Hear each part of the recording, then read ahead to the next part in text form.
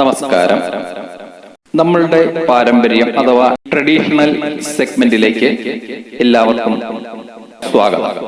ഇന്ന് നമുക്ക് ഇടുക്കിയുടെ കട്ടപ്പനയുടെ അതിപുരാതനമായ ഉന്നത ഗിരിശൃംഗങ്ങളിൽ വിളങ്ങുന്ന പ്രകൃതി രമണീയമായ ഒരു ക്ഷേത്രാങ്കണത്തിൽ എത്തിച്ചേരാം.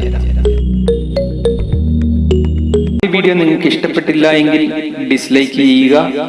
തുടർന്നും എഡ്യൂക്കേഷനിലും ട്രഡീഷണലും ടെക്നോളജിക്കലും യാത്രാ സംബന്ധവുമായിട്ടുള്ള മറ്റു വീഡിയോകൾ കാണുവാൻ വേണ്ടി ഈ ചാനൽ സബ്സ്ക്രൈബ് ചെയ്യുക. ബെല്ലൈക്കണം എനേബിൾ ചെയ്യുക. കട്ടപ്പന കോട്ടയം സ്റ്റേറ്റ് ഹൈവേയിൽ നരിയമ്പാറയിൽ നിന്നും ഏകദേശം 4 കിലോമീറ്റർ സഞ്ചരിച്ചു കഴിഞ്ഞാൽ നമുക്ക് ഈ ക്ഷേത്ര സന്നിധിയിൽ എത്തിച്ചേരുവാൻ സാധിക്കുന്നതാണ്. വളരെ ഉയർന്ന ഒരു പ്രദേശത്താണ് അമ്പലം സ്ഥിതി ചെയ്യുന്നത്. ഏതാണ്ട് 18ഓളം വളവുകളുള്ള കയറ്റം കയറി വേണം ഇവിടെ എത്തിച്ചേരുവാൻ. ചരിത്ര താളുകൾക്കപ്പുറത്ത് നൂറ്റാണ്ടുകൾക്ക് മുമ്പേ ആദിമ മനുഷ്യരിൽ നിന്നും കൈമാറി വന്ന ഒരു സംസ്കാരത്തിന്റെ തിരുശേഷിപ്പ്. തുടർന്ന് ആദിവാസികൾ വെച്ചാരാധനയും പൂജയും നടത്തി വന്നു. അതിനുശേഷം പുതുതലമുറയേറ്റ് നവീകരണ പ്രവർത്തനങ്ങൾ നടത്തിയ ഒരു പുരാതന ക്ഷേത്രമാണ് ഇടുക്കി കട്ടപ്പനയ്ക്ക് സമീപം നരിയമ്പാറയിലെ ശ്രീ ശബരിഗിരി ശ്രീ അയ്യപ്പ മഹാവിഷ്ണു ദേവി ക്ഷേത്രം. ഈ ക്ഷേത്രത്തിന്റെ പേര് സൂചിപ്പിക്കുന്നത് പോലെ തന്നെ അയ്യപ്പനും മഹാവിഷ്ണുവും അതിനോടൊപ്പം ദേവിയും വാണരുളുന്ന ഒരു തിരുസന്നിധിയാണ്.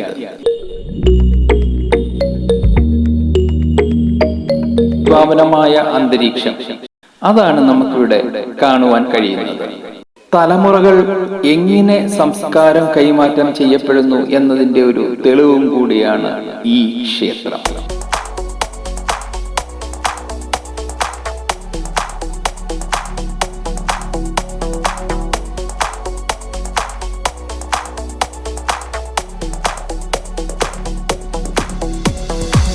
ഈ ക്ഷേത്രം സ്ഥിതി ചെയ്യുന്ന സ്ഥലത്തിന്റെ പ്രാധാന്യവും അതിന്റെ പ്രകൃതി വശ്യതയും അതൊക്കെയാണ് ഈ ഒരു ക്ഷേത്രത്തിലേക്ക് ഭക്തരെ മാടി വിളിക്കുന്നത്.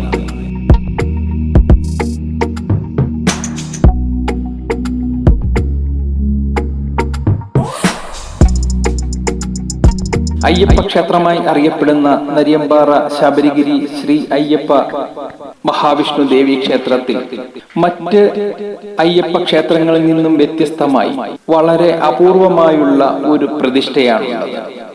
അയ്യപ്പൻ അസ്ത്ര ശസ്ത്ര വിദ്യകൾ അഭ്യസിച്ചിരുന്ന ഒരു സ്ഥലമായാണ് ചരിത്രം ഈ പ്രദേശത്തെ വിശേഷിപ്പിക്കുന്നത്. അതുകൊണ്ട് തന്നെ മറ്റ് അയ്യപ്പ ക്ഷേത്രങ്ങളിൽ നിന്നും വിഭിന്നമായി അമ്പും വില്ലും ധരിച്ച ബാലകനായ അയ്യപ്പന്റെ പ്രതിഷ്ഠയാണ് ഇവിടെയുള്ളത്.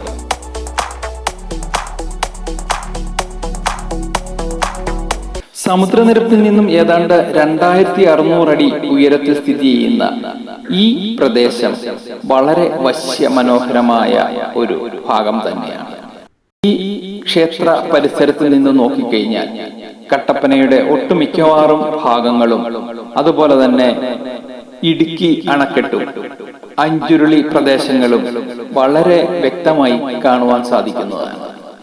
വളരെ നല്ല ഒരു വിദൂര ദൃശ്യവും കൂടെ പ്രദാനം ചെയ്യുന്ന മന്ദമാരുതന്റെ തഴുകലേറ്റ് പുൽമേടുകളാൽ ചുറ്റപ്പെട്ട് കിടക്കുന്ന ഈ ക്ഷേത്രം ഒരു പ്രത്യേക അനുഭവം തന്നെയാണ്. കാണിപ്പയ്യൂരിന്റെ രൂപരേഖ അനുസരിച്ചിട്ടുള്ള ഒരു ക്ഷേത്ര നിർമ്മാണമാണ് ഇവിടെ ഉള്ളത്. പ്രശസ്ത താന്ത്രികാചാര്യൻ അഴകത്ത് ശാസ്ത്ര ശർമ്മൻ നമ്പൂതിരിപ്പാടാണ് ഈ ക്ഷേത്രത്തിന്റെ തന്ത്രി.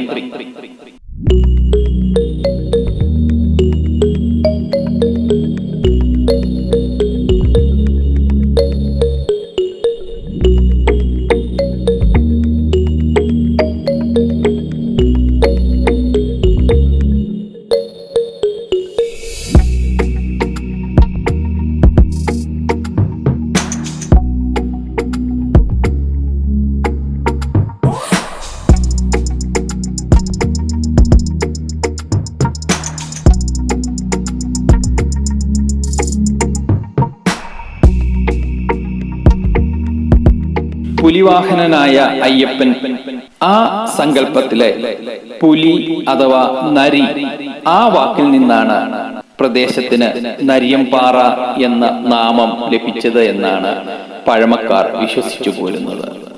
ഇവിടെ ജാതി മത ലിംഗ വ്യത്യാസമില്ലാതെ എല്ലാവർക്കും പ്രവേശനം അനുവദിച്ചിട്ടുള്ള ഒരു ക്ഷേത്രവും കൂടി ആണ്.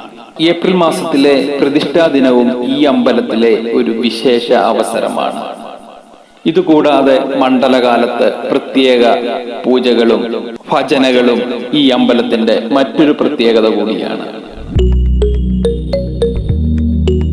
ഇടുക്കിയിലെ കുടിയേറ്റങ്ങൾക്കും മുമ്പ് ആദിവാസി മൂപ്പനും ആ ഒരു കാലഘട്ടത്തിനും മുമ്പ് പുരാതന മനുഷ്യന്റെ കാലഘട്ടത്തിൽ പോലും ഇവിടെ വനദുർഗാ ക്ഷേത്രമുണ്ടായിരുന്നു എന്നും തുടർന്ന് പുതുതലമുറ അത് ഏറ്റെടുത്ത് പുനരുദ്ധാരണം നടത്തി ഇന്നത്തെ അവസ്ഥയിൽ ക്ഷേത്രം സംരക്ഷിച്ചു പോരുകയും ചെയ്യുകയാണ്.